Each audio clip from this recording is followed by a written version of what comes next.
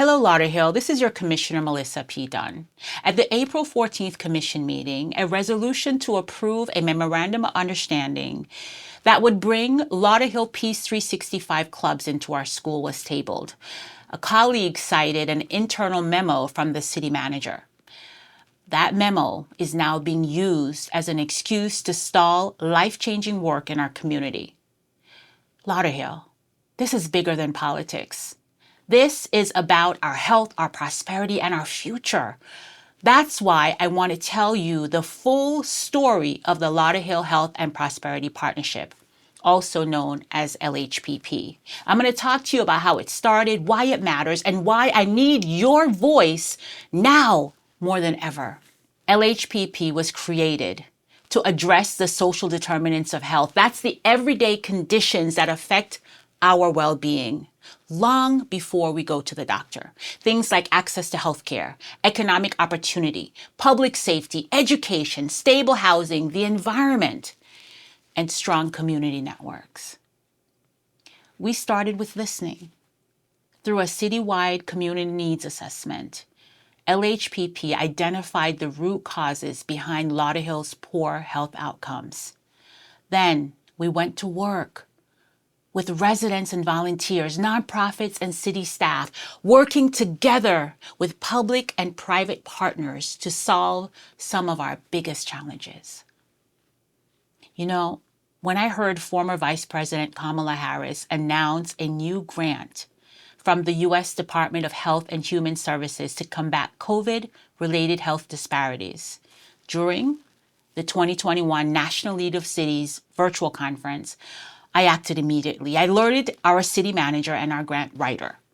We applied using our LHPP framework, the community needs assessment data, and our partnership with Nova Southeastern University, a federally recognized minority serving institution.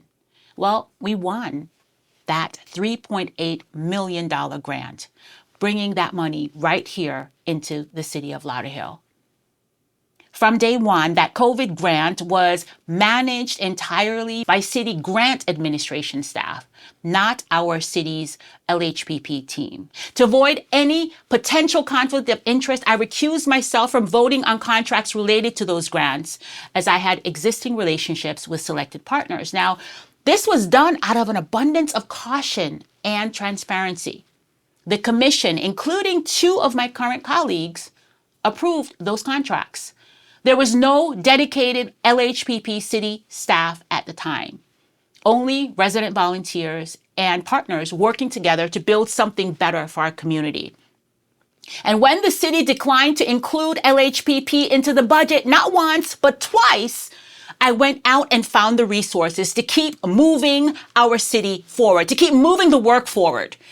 Today, LHPP has grown into a dedicated, grant-funded city team working collaboratively with our partners every day on behalf of you, our residents. Through this structure, we have delivered real, measurable impact.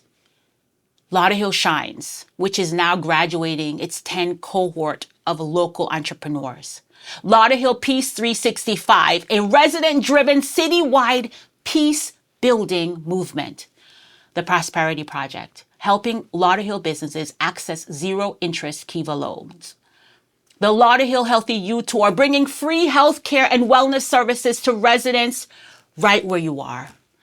The Lauderhill Youth Excel program, a nationally recognized leadership and STEM development initiative for teens. Neighborhood health and prosperity hubs located in Devon Hut and Lauderhill Point, empowering those residents through training, grants, and community building. The ABCD Project, a resident-led model that helps communities map their assets and design solutions from the ground up in West Kenlark and St. George Broward Estates. Residents, these aren't ideas on a page. These are real programs impacting real people right now in the city of Lauderhill. But at the March 31st Commission meeting, during a routine vote to accept a $30,000 grant for violence prevention, unfounded accusations were raised from the dais, suggesting mismanagement of HHS grant by LHPP. Now, I want to be clear. I welcome the report city staff is preparing. In fact, I was the one to request it on the record. While I believe the report will ultimately confirm what I already know, that the LHPP team had no role in administering that HHS grant, I'm concerned that this process is being used as an excuse to stall and even eliminate LHPP. That would be a mistake. LHPP works because it's a true partnership, resident-led and partner-driven. It brings together the city, local nonprofits, healthcare providers, youth organizations, faith institutions, and everyday residents to solve the root causes of health and economic disparities in our community. And it is doing so with integrity, vision, and measurable results. The political maneuverings are already affecting our residents and our children. We had a chance to put peace clubs in our schools, and my colleagues tabled it. So now I'm calling on you. Show up at the April 21st commission workshop at 4 p.m. Call, text, and email the other commissioners. Tell them LHPP's work is too important to pass. Tell them our kids deserve peace. Our businesses deserve support. Our families deserve access to health care and opportunity. Lauderhill, we can't let politics undo our progress. LHPP is not about me. It's about us. It's about what we can build when we come together. It's about our Lauderhill. The Peace 365 program, the Healthy You Tour, Neighborhood Hubs, Youth Excel, any one of the programs, I'm asking you to speak up. Because this work, it's just getting started.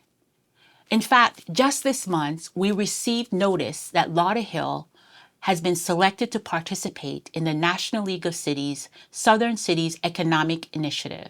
It's a grant program designed to help cities like ours build economic resiliency through entrepreneurship and small business support. The truth is, the city alone doesn't have the resources to do all this work.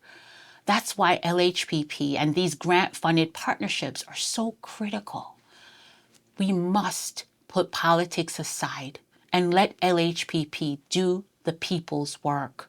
Lauderhill was one of 19 cities selected nationwide to participate in this Southern Economic Initiative.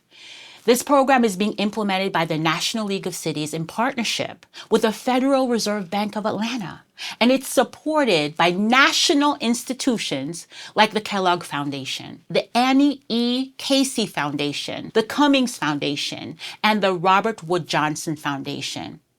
Lauderhill, this recognition is not only an honor, it's a call to action. So, I'll say it again. Show up on April 21st at 4 p.m. right here at City Hall and contact your commissioners.